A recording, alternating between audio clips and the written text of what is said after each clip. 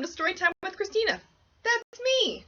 We have reached week 4 of Storytime, and for this week, I decided to share, again, one of my favorite books with you, and this week's book is called My Name is Asher Lev by Chaim Potok. This book was originally published in, the 70s, but I read this in college for one of my classes and really fell in love with the story and Asher as a character. So a little bit of summary is Asher. The book starts with Asher as a child.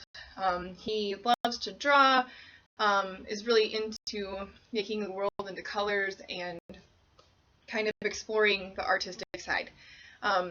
But he's also an observant Jew, which means that he is a very strict Jew and does everything that's laid out, does all the things, participates in all the feasts and all the celebrations, and also observances throughout the year. And as you can imagine, especially back in the 70s, being an artist and loving art and being an observant Jew did not go hand in hand. So his parents discouraged him, his dad discouraged him from continuing to pursue his art. His mother had a brother pass away that kind of really shook her for a very long time. And Asher kind of took that on. And as Asher continues to grow up, he for a while loses his love of art, but then gets back to it. And from there pursues it. And the Rebbe, who is the leader of his sect of Judaism, actually eventually sits Asher down and is like, I don't like this, but I'm going to introduce you to this other Jewish artist. And then the story kind of goes from there.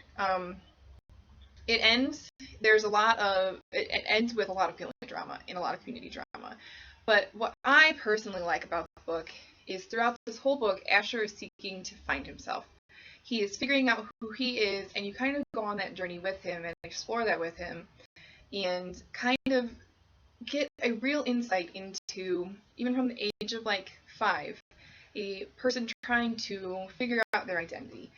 The big thing that and it'll be part of the excerpt, so I'm going to tell you it now, is the big thing at the end is Asher paints his mother, in a crucifixion. And you can imagine as a Jew that didn't necessarily go over well with the Jewish community. But he kind of used it to represent her struggles and everything through his own upbringing. It's just I highly recommend this book. It's very interesting. You learn a whole lot about Judaism through the process. I've had to look up, and I'm actually reading it right now. I've had to look up so many words to make sure I understand what's going on, which I actually like because it's expanding my vocabulary as well.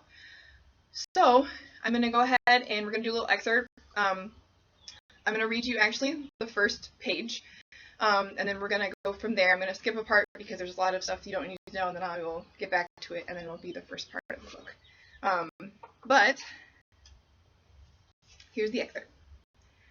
My name is Asher Lev, the Asher Lev, about whom you have read in newspapers and magazines, about whom you talk so much at your dinner affairs and cocktail parties, the notorious and legendary Lev of the Brooklyn crucifixion. I am an observant Jew. Yes, of course, observant Jews do not paint crucifixions. As a matter of fact, observant Jews do not paint at all in the way that I am painting. So strong words are being written and spoken about me. Myths are being generated. I am a traitor, an apostate, a self-hater, an inflictor of shame upon my family, my friends, my people. Also, I am a mocker of ideas sacred to Christians, a blasphemous manipulator of modes and forms revered by Gentiles for 2,000 years. Well, I am none of those things, and yet, in all honesty, I confess that my accusers are not altogether wrong. I am indeed, in some way, all of those things. The fact is that gossip, rumors, myth-making, and news stories are not appropriate vehicles for the communication of nuances of truth. These subtle tonalities that are often the truly crucial elements in a casual chain. So it is time for the defense, for a long session mythology. But I will not apologize. It is absurd to apologize for a mystery. And that is what it has been all along. A mystery. Of the sort theologians have in mind when they talk about concepts like wonder and awe. Certainly it began as a mystery, for nowhere in my family background was there any indication that I might have come into the world with a unique and disquieting gift. We'll skip ahead a little bit. So little Asher Lev, born in 1943 to Rekav and R.E. Lev, in the section of Brooklyn known as Crown Heights, little Asher Lev was the juncture point of two significant family lines, the apex, as it were, of a triangle seminal with Jewish potentiality and freighted with Jewish responsibility. But he was also born with a gift. If you read this, which I recommend, there's also a sequel called The Gift of Asher Lev, which I have also read, also recommend. Like I said, Asher as a character is just fascinating to me, and kind of his journey to figuring out who he is and then owning who he is one of my favorite stories, especially from my years in college. Because, sometimes in college you read books and you don't necessarily like them, but this was definitely one worth reading and rereading. So I hope you picked this one up. Feel free to reach out to me with comments, feedback, anything like that. You can put it in the comments, or you can, throw it up in an email to me. I hope you guys have a great week, and I will see you next week for another week edition of Storytime.